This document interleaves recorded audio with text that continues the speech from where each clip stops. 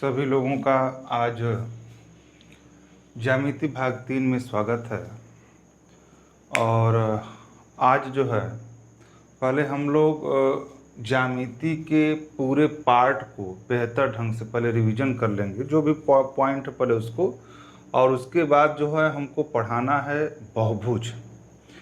तो पहले ज्यामिति क्या है, यहाँ पे ये चीज़ें समझा जाएगा कि ज्यामिति है क्या, और ज्यामिति का जो पार्ट है उसको भी समझना है। तो ज्यामिति को लेकर के जो कंडीशन आपको बनी हुई है इसको थोड़ा सा हम लोग समझेंगे।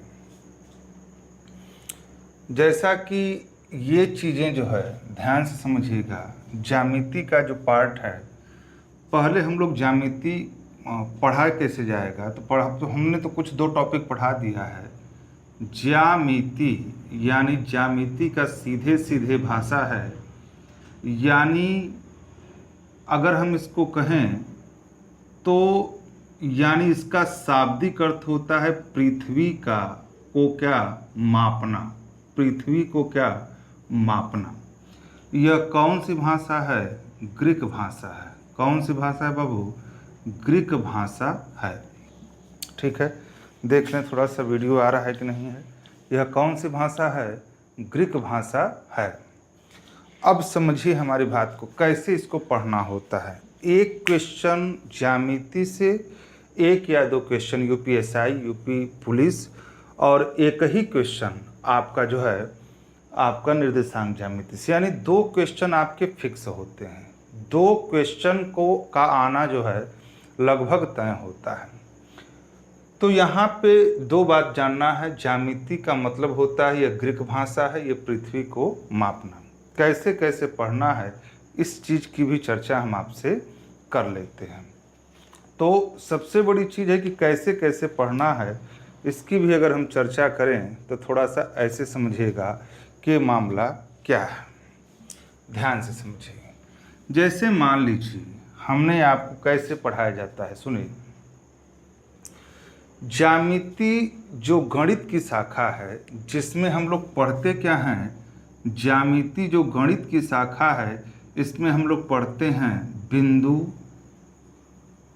रेखा, कोण, है ना, त्रिभुज, वृत्त, चतुर्भुज, ये सब चीज़ें हम लोग जो है पढ़ते हैं। अब सबसे बड़ी चीज़ है कि इसमें कैसे इस लेसन को कंप्लीट किया जाता है और इसकी एक रूपरेखा क्या है। तो थोड़ा सा हम आपका समय लेंगे, 5 से 10 मिनट का। जो चीज़ें सबको हम पहले एक साथ क्लोज कर रहे हैं, सबको एक साथ क्लोज करने के बाद तब हम आगे की बात आपसे करेंगे। समझिएगा, हम पहले ज्यामिति क्या होता है, पहले हम लोग बिंदु के बारे में जाने। तो बिंदु किसे कहते हैं? बिंदु किसे कहते हैं? बिंदु क्या है? पॉइंट, जिसको अंग्रेजी में क्या कहते हैं? पॉइंट। वह समतलीय आकृति जिसकी हम उस वीडियो में जाकर के देखिएगा, वह समतलीय आकृति जिसकी न तो लंबाई हो, न तो चौड़ाई हो, न ऊंचाई हो, वह क्या है? बिंदु है। एक एक पॉइंट। फिर रेखा। रेखा क्या होता है? रेखा उसे कहते हैं जो कि जिसकी यह रेखा है। तो यह रेखा इसे कहते हैं, जैसे ये भी एक रेखा है। तो रेखा का मतलब ये होता है कि इसकी न तो मोटाई हो या वही चीज़ न चौड़ाई हो, लेकिन एक लंबाई हो। यह क्या है? रेखा है। और सरल रेखा, समझिएगा, सरल रेखा क्या कहते हैं? सरल रेखा का मतलब होता है कि 2 बिंदुओं को मिलाने वाला, उसी को क्या कहते हैं? सरल रेखा कहते हैं। इतनी बात। अच्छा, हम थोड़ा सा आपको दोहरा दे रहे हैं ताकि आपको पूरी बात, ऐसे ही पढ़ा जाता है, पॉइंट टू पॉइंट आप समझेंगे तो पूरी बात आपको समझ में आने लगेगी। इसके बाद जो आपका जो पॉइंट है, यहाँ पे पता होना चाहिए समांतर रेखा। समांतर रेखा यानी समांतर रेखा किसे कहते हैं? जैसे ए बी, यह जो है एक ए है और एक बी है, एक सी भी हो सकता है, तो ऐसी दो सरल रेखा जिनके बीच का जो डिस्टेंस है, जिनके बीच का जो डिस्टेंस है वो समान हो, यानी ए बी के बीच यह लंबाई में बराबर हो या ना हो, लेकिन इनके बीच की जो दूरी है वो समान है, वो क्या है? समांतर रेखा। असमांतर रेखा इसी का अपोजिट। ठीक है, तो ये चीज़ें आपको पता होनी चाहिए। अब सबसे बड़ी चीज़ है, थोड़ा सा ये चीज़ भी क्वेश्चन आपसे पूछा जाता है, तो यहाँ पे देख लीजिए। अब हम बात करते हैं कोण की बात कर लेते हैं। तो कोण की बात करते हैं कि दो रेखाओं के बीच के झुकाव को, दो रेखाओं के बीच के झुकाव को क्या कहते हैं मोर बाबू? कोण कहते हैं। तो दो रेखाओं के बीच के झुकाव को कोण कहते हैं, यही आपका कोण होता है। अब कोण का भी प्रकार आपको पता होना चाहिए। तो कोण का जो सीक्वेंस है वो कौन कौन कोण है आपको बेहतर पता है, जैसे आपका न्यून कोण, समकोण, अधिक कोण। ठीक है, न्यून कोण, समकोण, अधिक कोण, सरल या ऋजु कोण, सरल या ऋजु कोण। एक एक पॉइंट को हम हल्का सा बस दोहरा रहे हैं। सरल या ऋजु कोण, प्रतिवर्ती या बृहद कोण, प्रतिवर्ती या बृहद कोण, प्रतिवर्ती या बृहद कोण। ठीक है ना। उसके बाद सरल युग्म, आसन्न कोण। ठीक है, तो एक एक की बात हम पहले चर्चा कर लेते हैं, एक बार थोड़ा सा आपके पास रिवीजन हो जाए और इसके बाद फिर हम लोग बात करेंगे। ठीक है, तो यहाँ पे सबका जो है आपको करना है। न्यून कोण क्या किसे कहते हैं? ऐसे कोण जिसका जो है, ऐसा कोण जिस कोण की माप 90 अंश से क्या हो? कम हो, वह क्या है? 90 अंश से कम। ये तो सबको पता है समकोण, यानी ऐसा कोण जिसका जो है एक कोण 90 अंश का हो। अधिक कोण क्या होता है? 90 अंश से अधिक, 90 अंश से अधिक लेकिन 180 से क्या कम। सरल या ऋजु कोण, इस पर क्वेश्चन हम आपको करवाएंगे, इस पर क्वेश्चन आपसे हम करवाएंगे और करवा भी चुके हैं, लेकिन कुछ चीज़ें जो हम इस पर और थोड़ा सा करवाना है। सरल या ऋजु कोण, ऐसा कोण जो 180 से अधिक हो लेकिन 360 से क्या हो? कम हो। प्रतिवर्ती या बृहद कोण, प्रतिवर्ती या बृहद सरल या ऋजु कोण, यहाँ पे हमने गलत बोला। सरल या ऋजु कोण यानी ऐसा कोण जिसको जो है क्या है 180 अंश के बराबर हो। प्रतिवर्ती या बृहद कोण, ये ऐसा कोण जो 180 अंश से अधिक और 360 से क्या हो? कम हो। सरल युग्म में आपको यहाँ पे पता होना चाहिए कि अगर ए बी एक सरल रेखा है, अगर यहाँ पे एक रेखा जो है टच करती है, तो ये पूरा जो कोण होगा वह 180 अंश का होगा। आसन्न कोण यानी एक ही आसन पर बने दो कोण जो आपके क्या हैं? आसन्न कोण है। अब यहाँ पे दो पॉइंट आपको थोड़ा सा समझना है। क्या समझना है, इसको देखिए। जैसे मान लीजिए यहाँ पे ऐसे समझे हमारी बात, जैसे हमारी बात यहाँ पे समझे, क्या कह रहे हैं हम आपसे, लैंग्वेज को थोड़ा सा ध्यान से समझिएगा। जैसे मान लीजिए हमने आपसे कहा दो कोण, आप हमेशा याद रखिएगा कौन कौन? कोटि पूरक, इसी से ज़्यादा क्वेश्चन पूछता है। कोटि पूरक, या इसी को कहते हैं पूरक, या इसी को कहते हैं क्या? अनुपूरक। और एक होता है समपूरक। कोण को लेकर के दो ही तरह से क्वेश्चन आपसे ज़्यादा पूछे जाते हैं। अच्छा, एक चीज़ होता है त्रिकोणमिति, जब आप उनसे पढ़ेंगे तो त्रिकोणमिति में जो है कोण को रेडियन में, रेडियन को कोण में, है ना। कोण को रेडियन में और रेडियन को क्या कोण में बदलने की बात वहाँ पे कही जाएगी, लेकिन कुछ लोग यहीं पे पढ़ा देते हैं, हम चीज़ वहाँ पे पढ़ाते हैं। ठीक है ना। यह चीज़ इंपॉर्टेंट दो पॉइंट है, याद रखिएगा। इस पर क्वेश्चन हमने आपको हल भी करवाया है, वह वीडियो जा करके देख लीजिए कि कोटि पूरक, पूरक या अनुपूरक उसे कहते हैं कि दो कोणों का योग, जब दो कोणों का योग 90 अंश हो उसे कोटि पूरक, पूरक या अनुपूरक कहते हैं। और समपूरक कोण उसे कहते हैं कि जब दो कोणों का योग क्या हो, 180 अंश हो। दो कोणों का योग 90 अंश हो और दो कोणों का योग 180 अंश हो, उसे हम क्या कहते हैं, समपूरक कोण कहते हैं। ठीक है, तो इतनी बात हमने आपको यहाँ पे बता दी। अब हम बात करते हैं अगले बिंदु की, जिसको हमको पढ़ाना है। एक सबसे इम्पोर्टेंट टॉपिक है, एक प्रमेय कहिए या जो कहिए, थोड़ा सा यहाँ पे समझिएगा।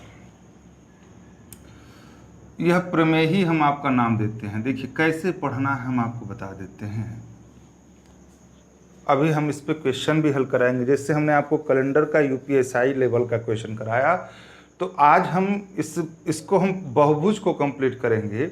और बहुभुज कंप्लीट करने के बाद एक लास्ट प्रैक्टिस हम आपको कैलेंडर पर देंगे, और दो क्वेश्चन हमने जो आपको उसमें दिया था, किसमें, कैलेंडर में, वो बात भी हम आपको बताएंगे, जिसमें 3-4 लोग जो है क्वेश्चन का आंसर भेजे थे। तो यहाँ पे समझिएगा, एक प्रमेय आपको याद रहना चाहिए। पहले कोण, जो बच्चा यह वीडियो नहीं देखा है, यह बहुभुज हम आज शुरू कर रहे हैं, लेकिन वह जा कर के देख लेगा। यहीं पे बात खत्म हुई थी और इसको हम लोग जो है थोड़ा सा कायदे से पढ़ेंगे। तो प्रमेय क्या था, ध्यान से समझिएगा। सबसे बड़ा प्रमेय यही है, अगर हम कहें तो कोण के बारे में क्वेश्चन पूछेगा।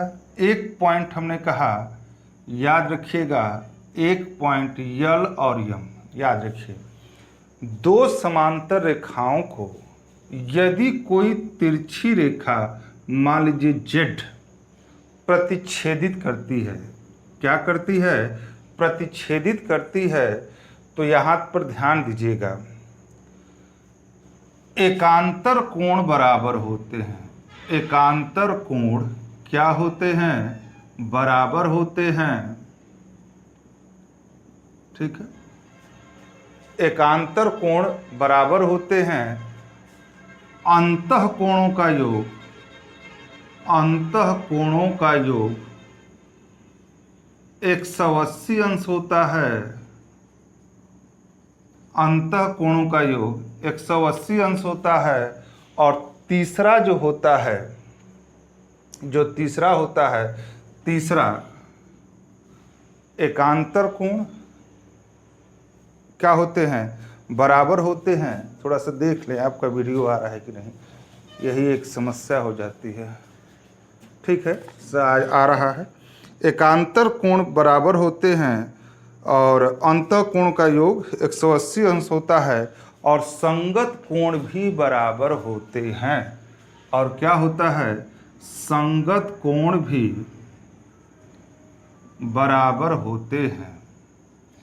ये बहुत ही इम्पोर्टेंट है, यह 3 बात याद रखिए। एक चीज याद रखिए, एकांतर कोण बराबर होते हैं, अंतः कोण का योग 180 अंश होता है, और संगत कोण भी क्या होते हैं मोर बाबू, बराबर होते हैं। यह 3 चीज बहुत ही इम्पोर्टेंट है, और इस पर हमेशा एक क्वेश्चन आपको हर कंपटीशन में आपसे पूछा जाता है। अब आपको कैसे याद रखना है, ध्यान से समझिएगा, हम आपसे क्या कहना चाहते हैं। देखिए ये प्रमेय कुछ भी नहीं है, कुछ भी। देखिए अगर हम 80 अंश यहाँ पे डालते हैं, मोटी मोटा। अच्छा एक बात बताइए, एक बिंदु पर पूरे वृत्तीय परिपथ में कितने अंश का कोण बनता है, 360। हम कहीं भी ये प्रमेय आपको देखिए, बस यही 3 चीज समझना है। आप परीक्षा हाल में भी कर सकते हैं। 80 अगर हमने इधर रखा तो ये भी 80 होगा, होगा कि नहीं होगा, शीर्षाभिमुख कोण। और इसी शीर्षाभिमुख कोण को क्या कहेंगे, एकांतर कोण। अब यहाँ पे जब 80 हुआ, यहाँ पे 80 हुआ, तो एक अगर सरल रेखा है तो ये पूरा भैया 180 बनेगा। अगर पूरा 180 बनेगा तो ये 100 होगा, तो ये भी क्या होगा, 100 होगा। बस आपको परीक्षा हाल में अगर 3 बातें याद नहीं है तो कुछ भी पॉइंट रखिए और अपने आप जो ये हो जाएगा। अब समझिएगा, अगर ये 80 हुआ, अब आप हमारी बात समझिएगा, अगर यह 80 हुआ तो ये स्वाभाविक चीज़ है कि 100 होगा। किस आधार पर, अब पूछिए क्यों, चूंकि यहाँ पे जो 100 है तो ये भी 100 के क्या होगा, बराबर होगा। वह वीडियो जा कर के देख लीजिएगा, हमने इसको डिटेल किया है। तो ये 100 बराबर होगा तो ये भी 100 होगा, तो ये भी क्या होगा, 80 होगा। चूंकि यहाँ पे ये 80 है, ये आपका 80 हो गया। अब यहाँ पे देखिए, यहाँ पे जो दो कोण है अंतः कोणों का योग, तो यहाँ पे जो अंतः कोण है वो 180 होगा। यहाँ भी दोनों को जोड़ेंगे तो 180 होगा। ये 180 हुआ, ये 180 हुआ। तो कहने का मतलब है कि ये बातों पर आपको ध्यान देना है कि अगर दो समांतर रेखाएं को एक तीसरी रेखा प्रतिच्छेदित करती है तो एकांतर कोण बराबर होते हैं। अंतः कोण का योग 180 अंश होता है और संगत कोण भी क्या होते हैं मोर बाबू, बराबर होते हैं। तो संगत कोण भी क्या होते हैं, आपस में बराबर होते हैं। अब हम बात करते हैं थोड़ा सा आगे। तो इतनी चीज़ें हमने आपको वहाँ पे पढ़ाया था। अब जो है हम इसके आगे बात करते हैं जिसका नाम है हाँ, इस पे क्वेश्चन आपको कराना है, इसके लिए आप परेशान मत होइएगा। हम इसको अब डिटेल कंप्लीट कर दे रहे हैं। आगे देखें, आगे क्या है जो आपका है वह बहुभुज। तो आप अपना हेडिंग डालिएगा जिसका नाम क्या है, बहुभुज। पॉलीजोन्स कहते हैं, क्या कहते हैं, पॉलीजोन्स कहते हैं। ठीक है, तो अगला जो हेडिंग है वो आप डालिएगा पॉलीजोन्स यानी बहुभुज। अब हम लोग इसको समझते हैं और इस पे जो है पहले आप जो है यहाँ पे क्लियर करेंगे। तो बात करते हैं बहुभुज की। बात किसकी करते हैं, बहुभुज की। चलिए, तो फटाक से, सॉरी, यहाँ पे जेड नहीं होता है, जी होता है। थोड़ा सा यहाँ पे देख लीजिएगा, जेड नहीं जी होता है। कहाँ पे, पॉलीजोन्स, सॉरी उच्चारण में पॉलीजोन्स, GONS होता है। स्टडी, अब समझिए। अब यहाँ पे अगर हम बात करें आपके बहुभुज की तो कैसे कैसे पढ़ना है। पहला काम, आपको कोण के बारे में जानना है, उस पर हमने एक्सरसाइज करवा दिया है। समांतर रेखा वाला प्रमेय जानना है, इस पर एक्सरसाइज करवाना, इस पर एक क्वेश्चन जरूर मिलेगा, इस पर हम आपको एक्सरसाइज करवाएं। और बहुभुज, बहुभुज पढ़ाने के बाद तब हम सीक्वेंस में बात करेंगे। अब समझिएगा, एक एक टॉपिक को बहुत ध्यान से समझिएगा। बहुभुज, अब अगला हेडिंग जो डालिएगा उसका नाम क्या होगा, बहुभुज। तो शुरू करें। बहुभुज कहते किसे हैं, बहुत ही सिंपल टॉपिक है और इसको जो है थोड़ा सा जो है आपको समझ लेना है। एक आध क्वेश्चन या कभी कभी आपसे पूछ लिया जाता है, तो इसको आप देखें। बहुभुज कहते किसे हैं, क्या होता है कि कुछ सरल रेखाओं से घिरी हुई आकृति को क्या कहते हैं, बहुभुज कहते हैं। मतलब कुछ सरल, यहाँ पे देखिए, सरल रेखाओं से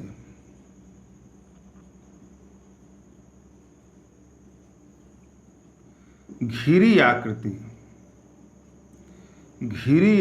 को क्या कहते हैं, बहुभुज कहते हैं। क्या कहते हैं मोर बाबू, बहुभुज कहते हैं।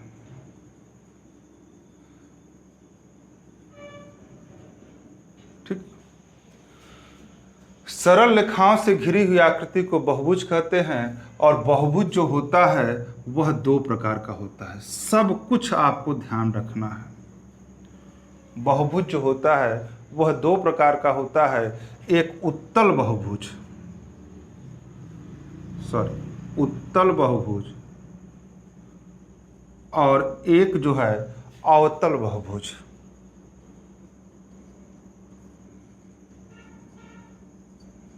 क्या बोले, एक उत्तल बहुभुज और एक क्या, अवतल बहुभुज। अब समझते जाइएगा, हम एक एक बात को ध्यान से समझाएंगे। वो चीज़ें हमने जो ज्यामिति का वीडियो इसके पहले भेजा था वो बहुभुज पर हमने बात वहाँ पे कंप्लीट की थी। एक ये टॉपिक होता है जो आपको रेलवे में आपको कहीं ना कहीं क्वेश्चन आपसे पूछा गया है, आपका यूपी पुलिस, UPSI। तो बहुभुज के बाद तो फिर त्रिभुज, त्रिभुज के बाद तो फिर जो है क्या, वृत्त, और वृत्त के बाद तो फिर चतुर्भुज, और चतुर्भुज के बाद ये कंप्लीट ज्यामिति की दुनिया आपकी हो जाएगी। इसके बाद एक पॉइंट रह जाएगा जिसका नाम है निर्देशांक ज्यामिति। तो थोड़ा सा सीक्वेंस में पहले ऑप्शन की सरल रेखाओं से घिरी आकृति को बहुभुज कहते हैं। जैसे मान लीजिए सरल रेखा, अभी जस्ट आपने पढ़ा, सरल रेखा किसे कहते हैं? तो सरल रेखा किसे कहते हैं कि दो बिंदुओं को मिलाने वाली रेखा क्या है मोर बाबू? सरल रेखा है। दो बिंदुओं को मिलाने वाली रेखा क्या है आपकी? सरल रेखा है। तो आपसे कह रहा है कि सरल रेखाओं से घिरी आकृति को बहुभुज कहते हैं, यानी कुछ सरल रेखाएं इस तरह से घिर गई तो आपका ये क्या हुआ? बहुभुज हो गया। और कोण किसे कहते हैं? दो रेखाओं के बीच के झुकाव को क्या कहते हैं? कोण कहते हैं। तो बहुभुज उसे कहते हैं कि कई सरल रेखाओं से घिरी हुई आकृति को क्या कहते हैं? बहुभुज कहते हैं। क्लियर है? तो बहुभुज की अगर, अब इसमें क्या क्या हो सकता है? तो इसमें बहुत सारी चीजें हो सकती हैं। इसमें बहुत सारी चीजें हो सकती हैं। त्रिभुज हो सकता है, त्रिभुज भी बहुभुज है। आपका चतुर्भुज हो सकता है, पंचभुज हो सकता है, खष्टभुज हो सकता है, दशमभुज हो सकता है, सौभुज भी हो सकता है। तो अगर जो आकृति बंद है, जो आकृति बंद है, उस बंद आकृति को ही क्या कहते हैं? बहुभुज कहते हैं। क्लियर है? तो बहुभुज बहुत सारी सरल रेखाओं से घिरी हुई आकृति को क्या कहते हैं? बहुभुज कहते हैं। इतनी बात क्लियर है। अगर आपसे कभी क्वेश्चन पूछा, अगर आपसे कभी क्वेश्चन पूछा कि बहुभुज की सबसे छोटी आकृति क्या होगी, तो त्रिभुज होगी। क्लियर है? आप देख सकते हैं बहुभुज की सबसे छोटी आकृति त्रिभुज होगी। एक बात, इतनी बात तो कंप्लीट है। अब यहाँ पे देखिए उत्तल बहुभुज और अवतल बहुभुज। आप ये हमेशा याद रखिए कि हम कभी भी समरी नहीं पढ़ाना चाहते। हम जब भी पढ़ाते हैं तो डिटेल पढ़ाना चाहते हैं, और डिटेल पढ़ने में ही आपकी भलाई है। ठीक है? तो यहाँ पे जो है उत्तल बहुभुज किसे कहते हैं कि ऐसा बहुभुज जिसका एक अंतःकोण 180 अंश से अधिक न हो। 180 अंश से अधिक क्या न हो। समझिए हमारी बात को, यह 180 अंश से अधिक न हो। और अवतल बहुभुज उसे कहते हैं कि जिसका एक अंतःकोण 180 अंश से क्या हो? अधिक हो। यह क्वेश्चन पूछा गया है। अब आपको सबसे बड़ी चीज, दो बातें होती हैं। जब आप जितनी जानकारी आपको रहती है उतना ही आप सोचते हैं कि इतनी ही दुनिया में क्वेश्चन आपसे पूछा जाता है। एग्जामिनर जब भी क्वेश्चन आपको जो है करता है, तो जो सभी लोग जानते हैं, हम ये बात कई बार कह चुके हैं कि जो सभी लोग जानते हैं वो क्वेश्चन को वो रिपीट नहीं करता। जो कम से कम लोग जानते हैं उसी क्वेश्चन को रिपीट करता है। समझ रहे हैं हमारी बात को? तो एक बात हम आपको थोड़ा सा यही समझा रहे हैं कि 180। अच्छा एक बात बताइए, थोड़ा सा ये चीज़ हो गई कि भैया बहुभुज उसे कहते हैं कि सरल रेखाओं से घिरी आकृति को बहुभुज कहते हैं। ठीक, बहुभुज में त्रिभुज, चतुर्भुज, पंचभुज ये सब होता है।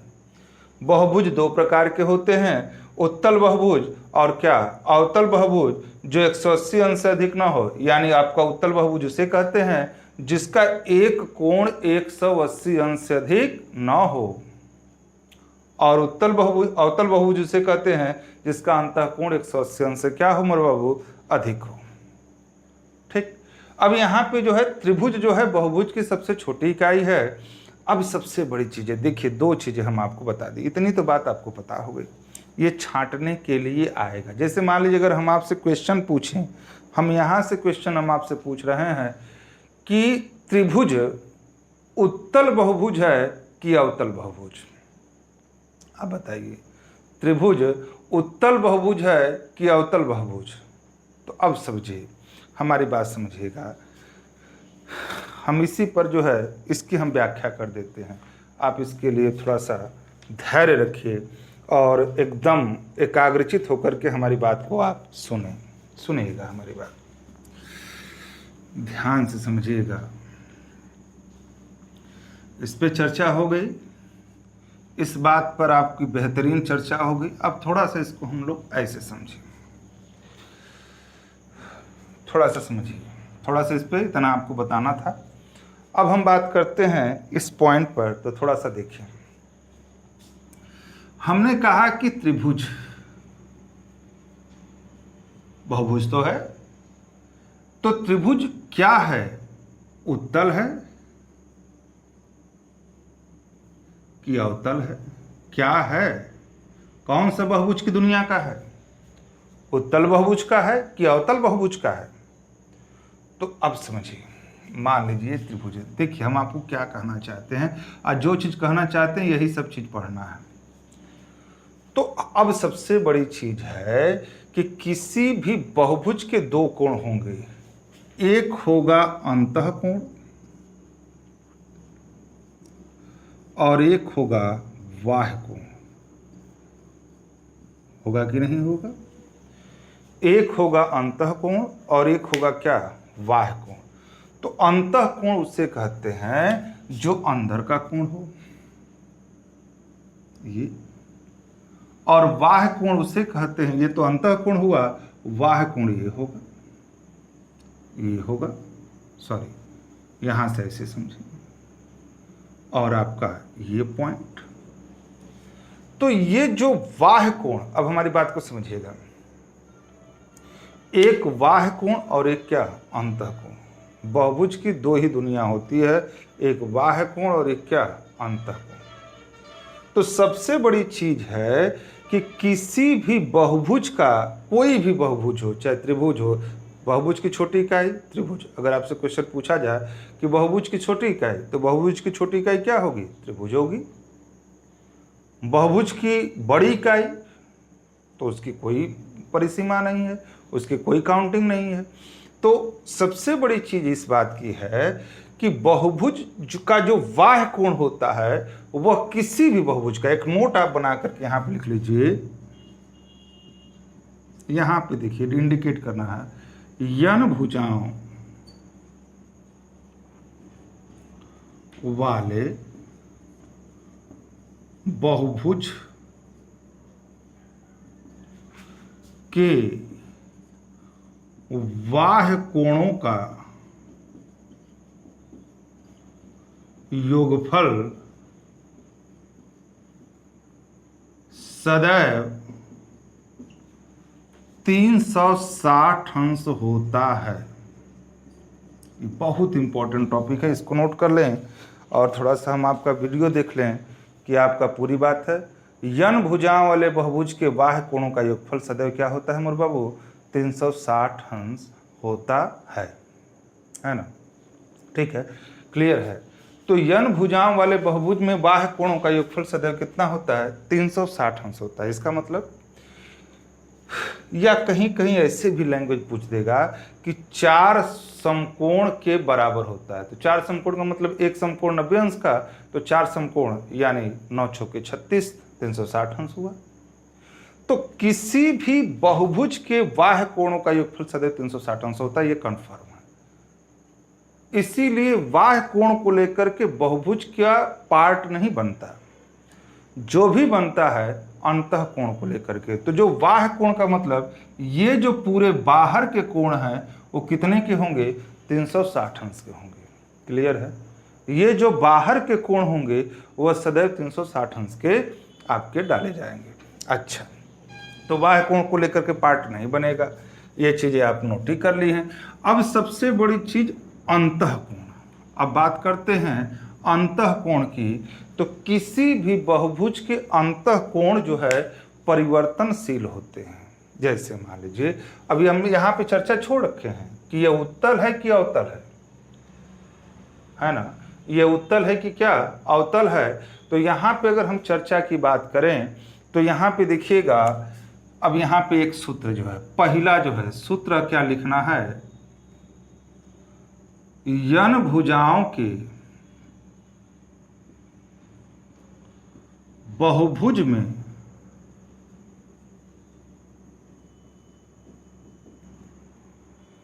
अंतःकोणों का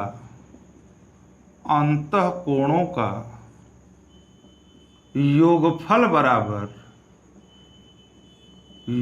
बराबर 2n-4 गुणे 90 अंश है ना?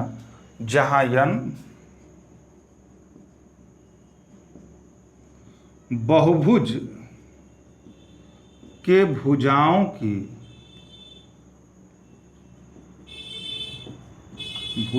की संख्या है ना।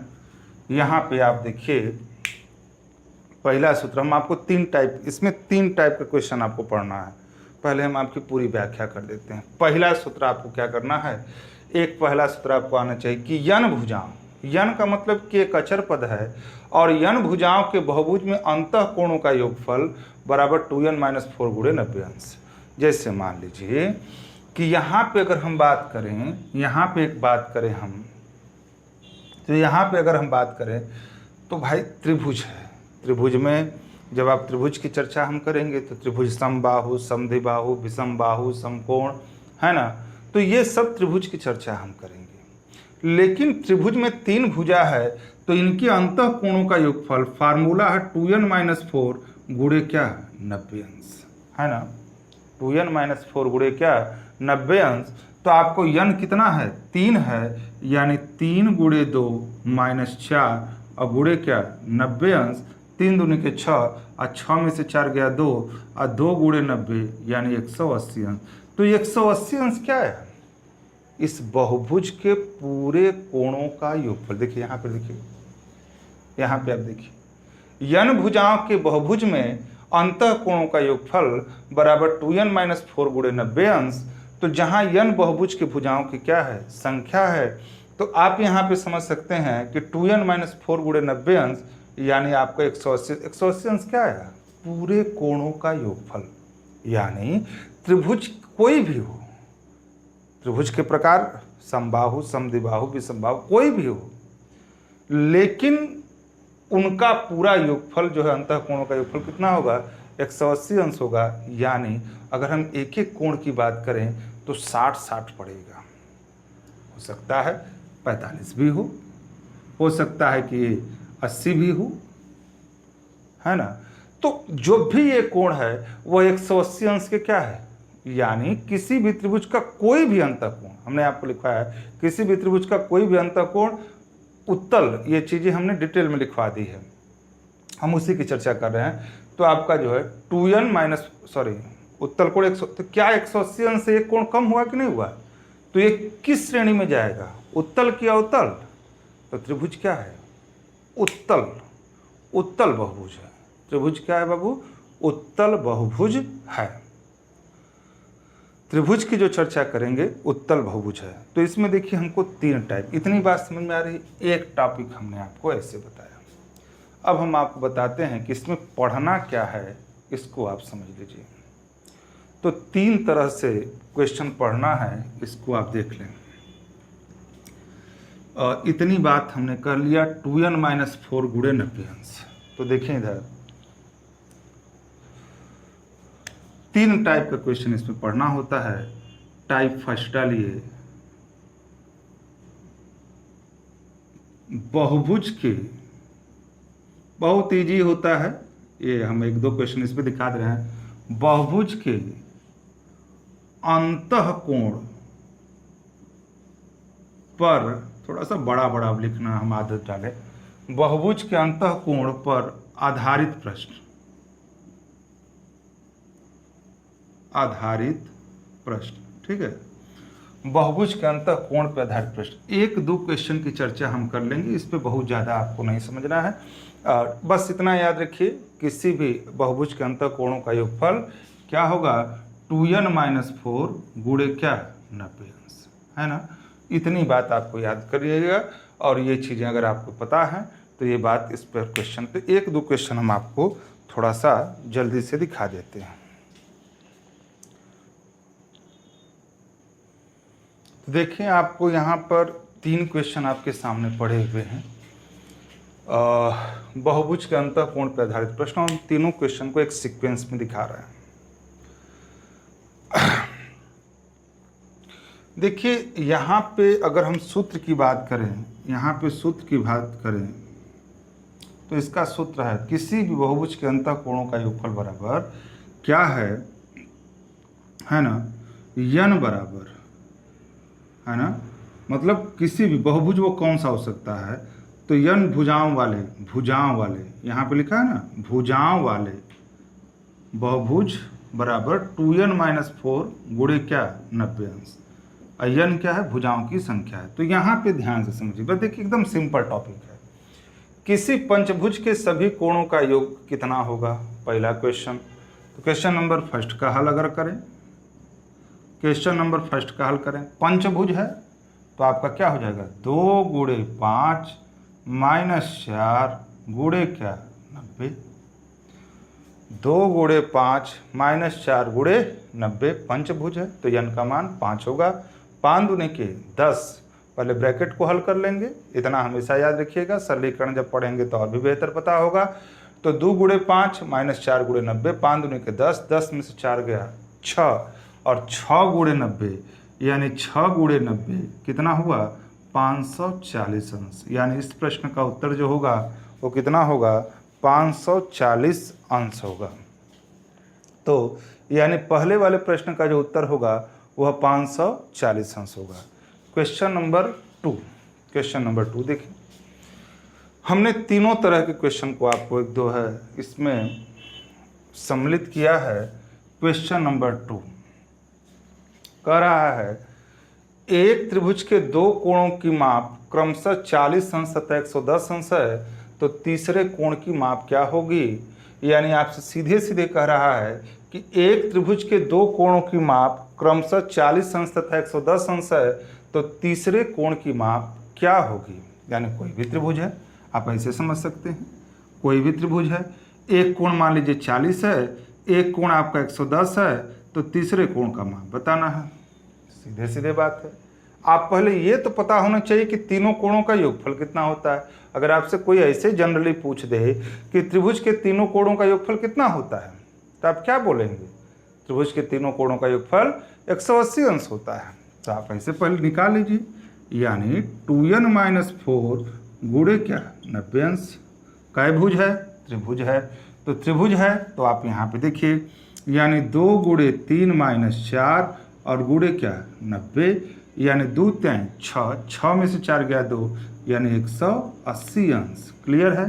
अब यहाँ पे कह रहा है कि एक त्रिभुज के दो कोणों की माप क्रमशः 40 और 110 है, तो जब दो कोण की माप 140 और 110 है और तीनों कोणों का योगफल क्या होता है 180 होता है, तो अगर दोनों को जोड़ करके 180 में से माइनस कर देंगे तो आप बताइए किस कोण की माप पता होगी, तीसरे कोण की।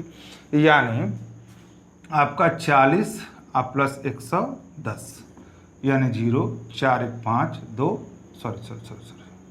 150, यानी दो कोणों का योगफल कितना हुआ 150 और तीनों कोणों का योगफल 180, यानी 180 माइनस 150 यानी कितना हो गया 30 अंश। यानी इस प्रश्न का उत्तर क्या होगा बाबू 30 अंश। इस प्रश्न का जो उत्तर होगा वह क्या होगा 30 अंश। ठीक है, क्लियर है, क्लियर है आपका। अब देखें तीसरा क्वेश्चन हम आपको दिखा रहे हैं। तीसरा क्वेश्चन, बस इस पे इतना ही आपको ध्यान देना है। आप क्वेश्चन का बना करके एक नोट्स बना लीजिएगा। एक पंचभुज के कोणों का अनुपात 1 संबंधी 2 संबंधी 3 संबंधी 5 संबंधी 9 है, तो सबसे छोटे कोण का माप क्या होगा। ठीक है, अनुपात नहीं पढ़े हैं तो आप यहाँ पे समझिए, यह जो है अनुपात का सिंबल है, और जब भी यह होता है वह किसी न किसी राशि का क्या होता है गुणज होता है। इतना याद रखिएगा, यह मूल मान नहीं है। जैसे मान लीजिए हमने आपसे कहा कि दो बच्चों के आयु का अनुपात 2 संबंधी 3 है, तो इसका मतलब ये हुआ कि उनका ओरिजिनल मान नहीं है, वह किसी न किसी राशि का क्या होगा मोर बाबू गुणज होगा। तो आप यहाँ पे समझिए कि एक पंचभुज के कोणों का अनुपात 1 संबंधी 2 संबंधी 3 संबंधी 5 संबंधी 9 है, तो सबसे छोटे कोण का माप क्या होगा। ठीक है ना। तो यहाँ पे आपको पहले ये बताना है कि भैया सबसे छोटा तो यही होगा, लेकिन हमको कौन सा भुज है पंचभुज है, तो पहले हम आपको पंचभुज का निकालेंगे कि पंचभुज के कोणों का योगफल बनता कितना है। तो आप यहाँ पे देखिए क्वेश्चन नंबर 3 का हल, यानी 2n-4 गुणे क्या 90 अंश। पहले बेसिक कंसेप्ट तैयार करिए ताकि हम आप इस पर बेहतर क्वेश्चन आपको करवा पाएँ। तो आपको 5 दूनी के 10, 10 में से 4 गया 6 और 6 गुणे 90 आपका कितना हुआ 540। 9 छक्का 54, 540 हुआ। अब यहाँ पे हमको चूंकि सबसे जिस राशि का अनुपातिक मान सबसे कम होगा उसका मान भी क्या होगा कम होगा। यानी अगर हम बात करें तो कुछ ऐसे कह सकते हैं कि क्या सभी को जोड़ने पर, ये चीज़ें प्रश्नानुसार बनेंगी, क्या सभी को जोड़ने पर 540 आएगा। हाँ ये लैंग्वेज प्रश्नानुसार होगा। यानी x plus 2x plus 3x plus 5x और प्लस क्या 9x बराबर कितना हुआ 540। हमको x का वैल्यू देना है तो 2 1 3 3 3 6 6 5 11 और 11 9 20। यानी 20x बराबर 540, 0 से 0 x बराबर 2 दूनी के 4 है ना और 2 सते 14 47। x का वैल्यू क्या हुआ 47 और सबसे छोटा कोण का मान पूछ रहा है तो x का वैल्यू 47 हुआ। यानी x का मान हम यहाँ पे प्रतिस्थापित कर देंगे। यानी सबसे छोटे कोण का मान क्या हुआ 47 अंश। यानी सबसे छोटे कोण का जो माप हुआ वो बाबू कितना हुआ है ना। थोड़ा सा कहीं पर मिस्टेक है, थोड़ा सा देख लें। 2n-4 गुणे 90 अंश, ठीक है। पंचभुज है, 5 दूनी के 10, 10 में से 4 गया 6, 6 गुणे 90 540 है ना। तो x 2x 3x 5x 9x बराबर 540। 2 1 3 3 3 6 6 5 11 11 9 20 बराबर 540। 2 दूनी के 4, सॉरी देखिए कहाँ पे मिस्टेक हो जाता है। x बराबर 2 दूनी के 4, 2 साते 14 27 अंश। यही देखिए है, यही चीज़ें हैं। कभी कभी जब आदमी कैमरा के आगे कभी कभी ऐसा हो जाता है। x बराबर 27, अब देखिए कर रहे हैं 2 दूनी के 4, चलिए ठीक है। तो x बराबर 27 अंश, यानी x बराबर 27 अंश वैल्यू होगा। यानी x सबसे छोटा कोण 27 अंश होगा, ठीक है। तो अब यहाँ पे जो है लगे हाथ हम आप लोग टाइप 2 देखें। टाइप 2 में क्या समझना है इसको पहले हम लोग समझ लेते हैं, उसके बाद हम बात करते हैं।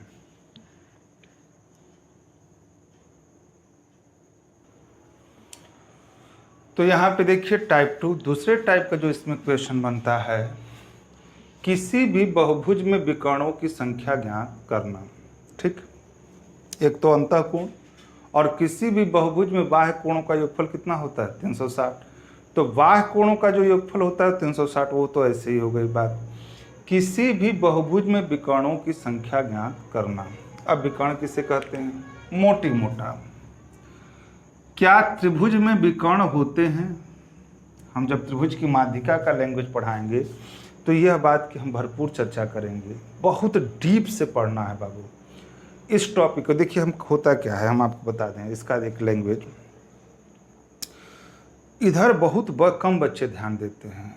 इधर बच्चे ज़्यादातर उनको जो है प्रसत लाभ हानि बट्टा, ठीक है, इम्पॉर्टेंट है, हमने खुद पढ़ाया है, उसको पढ़ना है। सब कुछ समान दृष्टि पढ़नी चाहिए, है ना।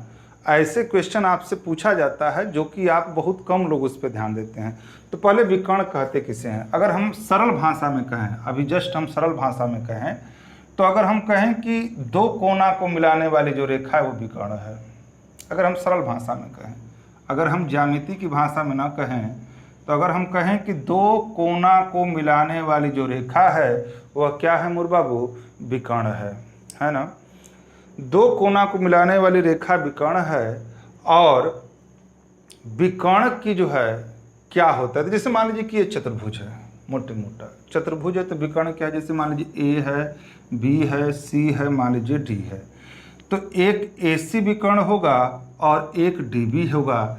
यानी यहाँ पे सीधे सीधे बात है कि अगर चतुर्भुज है तो चतुर्भुज में विकर्णों की संख्या क्या होगी, 2 होगी। अगर पंचभुज है तो विकर्णों की संख्या क्या होगी, अगर खष्टभुज है तो चतुर्भुज तक तो हम लोग विकर्ण को खींचे हैं, लेकिन अगर आपसे कह दिया जाए कि सौभुज है, सौभुज में विकर्णों की संख्या क्या होगी, तो आप उस सौभुज की आकृति देंगे, कोना से कोना मिलाएंगे, तो ऐसा जो है समय आपको इतना तो समय दिया नहीं जाएगा।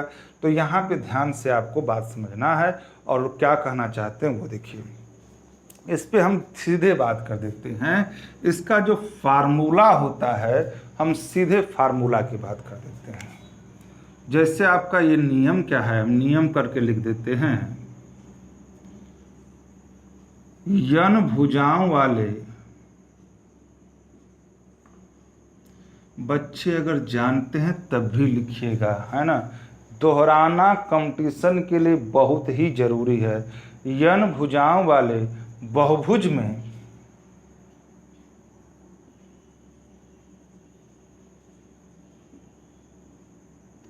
विकर्णों की संख्या बराबर, विकर्णों की क्या संख्या बराबर क्या होता है, यन स्क्वायर माइनस 3n/2। बस यह माइंड में रहना चाहिए। लिखने का मतलब है कि दोहराव का मतलब यही है कि यह चीज आपके माइंड में रहनी चाहिए। यन भुजाओं वाले बहुभुज में विकर्णों की संख्या बराबर यन स्क्वायर माइनस 3n/2, जहां यन क्या होता है, बहुभुज के भुजाओं की संख्या होती है। जहां यन बहुभुज के भुजाओं की क्या होती है, संख्या होती है। तो यह दूसरा टॉपिक, 3 तरह से बस क्वेश्चन इसमें पूछा जाता है, चौथे की कोई उम्मीद नहीं है। हाँ, एक टॉपिक कहीं कहीं आपको रेडियन को लेकर के होता है, उस चीज़ को हम बताएंगे। थोड़ा सा इसको पढ़ा करके, तीनों टाइप को पढ़ा करके पहले हम आपको क्वेश्चन दे दें, तो इस पर एक रेडियन का भी कहीं कहीं जिक्र हो जाता है। जैसे ग्रुप डी में कहीं दिखाई दिया हमको, तो दिखाई नहीं दिया, हमको पूरा कंसेप्ट क्लियर करना है ना। तो यहाँ पर है यन भुजाओं वाले बहुभुज में विकर्णों की संख्या बराबर यन स्क्वायर माइनस 3n/2। अब इस पे क्वेश्चन क्या बनता है इसको थोड़ा सा देख लें, तो सब तरह के क्वेश्चन हम आपको दिखा रहे हैं।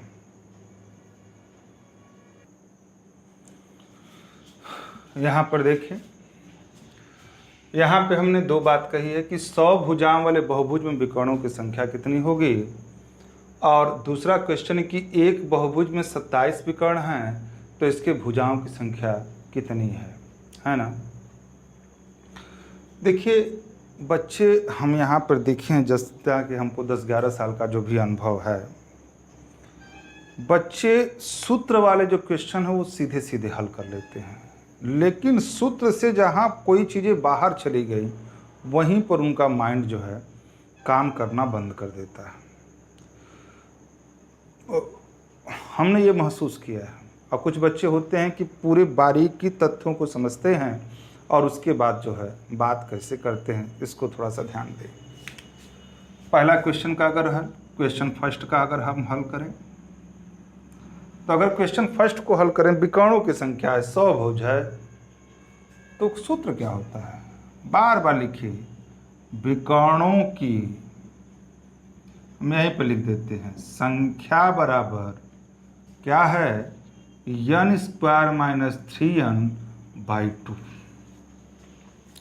विकर्णों की संख्या बराबर यन स्क्वायर माइनस 3n/2, ये बातें आपको पता होनी चाहिए। तो यन स्क्वायर क्या है, यानी भुजाओं की संख्या, कै भुज है, 100 भुज है, तो 100 का होल स्क्वायर माइनस 3n, 3 × 100/2 होगा कि नहीं होगा। तो 100 का जब होल स्क्वायर होगा तो ये क्या बनेगा, 100 पर 4 जीरो और माइनस 300/2, यानी इसको अगर माइनस करेंगे तो 0 0 7 है ना, और क्या हुआ 9/2, 2 चौके 8, ठीक है, 2 चौके 8, 2 8 16, 2 5 10, 4850। यानी इस प्रश्न का जो उत्तर होगा, वह 4850 बनेगा। क्लियर है, सिंपल है, आप एकदम देखिए सीधे सीधे यह बच्चा कर लेगा। इस टाइप का जो क्वेश्चन है, इस टॉपिक क्वेश्चन को बच्चा कर लेता है। विकर्णों की संख्या बराबर n स्क्वायर माइनस 3n/2 और बराबर 100 का स्क्वायर माइनस 3 गुणे 100/2, यानी आपको यहाँ पर यानी 4850। ठीक है, तो 4850 यानी हुआ यह विकर्णों की क्या हो गई संख्या। दूसरा क्वेश्चन देखते हैं। इसको हम रहने देते हैं, ये चीज़ें रहने देते हैं। ये फार्मूला है, यह फार्मूला है। विकर्णों की संख्या बराबर n स्क्वायर माइनस 3n/2। ठीक, एक क्वेश्चन नंबर 2 है कि एक बहुभुज में 27 विकर्ण हैं, तो इसके भुजाओं की संख्या क्या होगी। बस कुछ नहीं करना है।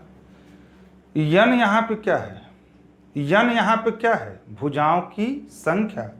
n यहाँ पर है भुजाओं की संख्या, तो आप यहाँ पे समझने का प्रयास करिएगा।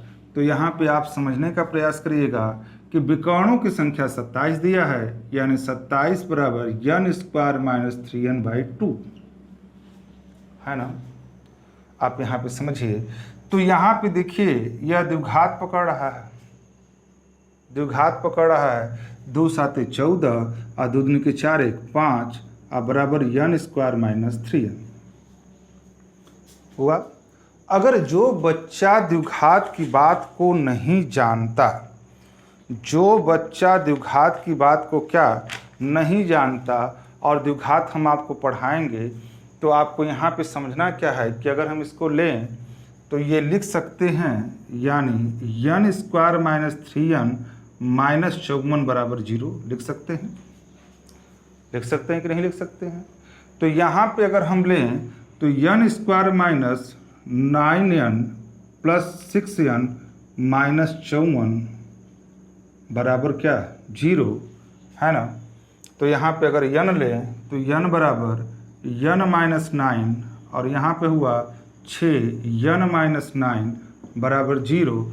यह n बराबर क्या हो जाएगा, n बराबर 9, यानी ये कौन सा भुज है, ये आपका 9, यानी यहाँ पे समझिएगा, यानी n बराबर क्या होगा 9। अभी तक जिस बच्चे को द्विघात की बात नहीं आती है, अभी तक जिस बच्चे को द्विघात की बात नहीं आती है, वो परेशान ना हो। उसके लिए विकल्प जो है, जैसे मान लीजिए कि इस क्वेश्चन में 4 विकल्प हैं। एक बार फिर समझेंगे, एक बार फिर हम आपको समझा रहे हैं मोर बाबू। ठीक है, देखिएगा यहाँ पे एक बार हम फिर आपको समझाने का प्रयास कर रहे हैं। जैसे करा है कि एक बहुभुज में 27 विकर्ण हैं, तो भुजाओं की संख्या क्या होगी। जैसे अगर विकल्प से भी कर सकते हैं, उन बच्चों के लिए है जिसको द्विघात नहीं आता। 9 है, 10 है, 11 है, और क्या है आपका 11, और उसके बाद क्या है 12। हमारी बात उस बच्चों के लिए है जिसको द्विघात की भाषा समझ में नहीं आती। विकर्णों की संख्या क्या है 27, तो हम यहाँ पे 27 लिख लिए। n स्क्वायर, यानी ये सब जो विकल्प हैं वो n है, भुजाओं की संख्या है। अगर हम 9 करते हैं तो अगर जो भी मान हम इधर पुटअप करेंगे वह इक्वल अगर 27 होगा, अगर वही इक्वल 27 होगा, वही हमारा विकल्प क्या होगा सही होगा। यानी 9 9 81 माइनस 9 तिलिके 27 बटे के 2 है ना। तो 81 में से 27 घटा, ठीक है 4, और 7 में से 2 गया 5 बटे के 2, यानी इसका इक्वल 27 हो गया। यानी कौन सा विकल्प, पहला विकल्प आपका क्या है सही है ना। तो इतनी बातों को आपको ध्यान देना है। ठीक, तो दूसरा टाइप का क्वेश्चन आपको जो है क्लियर हो गया। अब हम लास्ट इस टॉपिक की बात कर रहे हैं, और हम इस लास्ट टॉपिक की बात करें, थोड़ा सा समझिएगा। अब यहाँ पे सबसे अधिक इम्पोर्टेंट ये टाइप है जो इस पे क्वेश्चन आपसे पूछे जाते हैं। ऐसे जनरली वो भी पूछा जाता है, इसमें हम नहीं कर रहे हैं, लेकिन ये भी टाइप आपसे पूछा जाता है। तो आपके साफ सुथरा जो है व्हाइट बोर्ड पर आपको दिखा गया है टाइप 3 अंतःकोण एवं बाह्य कोण पर आधारित प्रश्न। ठीक है, पहले हम बात कर देते हैं। हमने कहा कि प्रत्येक बहुभुज के बाह्य कोणों का योगफल 360 अंश होता है। क्लियर। हमने कहा कि कोई भी बहुभुज के अंतः कोण, याद करिएगा थ्योरिकल क्वेश्चन भी आपसे पूछा जाता है, कोई भी बहुभुज के अंतः कोण के मान परिवर्तनशील हैं। किसी भी बहुभुज के अंतः कोण के मान परिवर्तनशील हैं, लेकिन किसी भी बहुभुज के बाह्य कोणों का योगफल सदैव कितना होता है मेरे बाबू?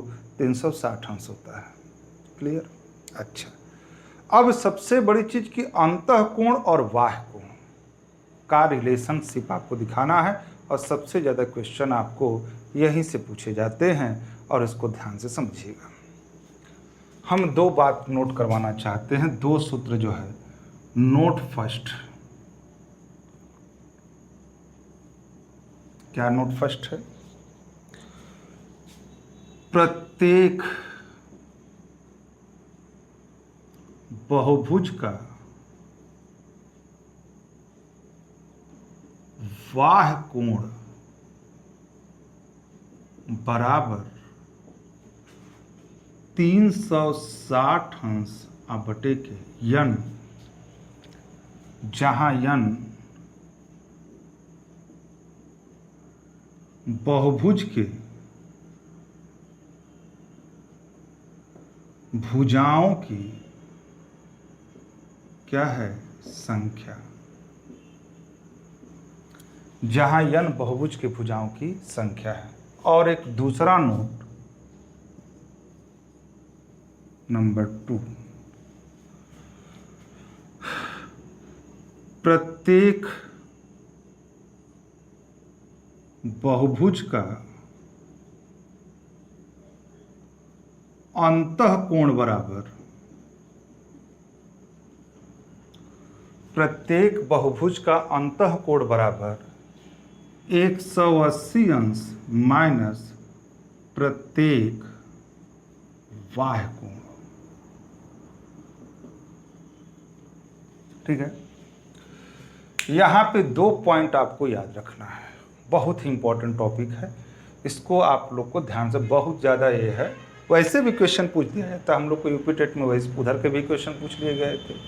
तो ये टॉपिक जो है बहुत ही इम्पॉर्टेंट होने वाली है, और इस चीज़ को आपको ध्यान देना है।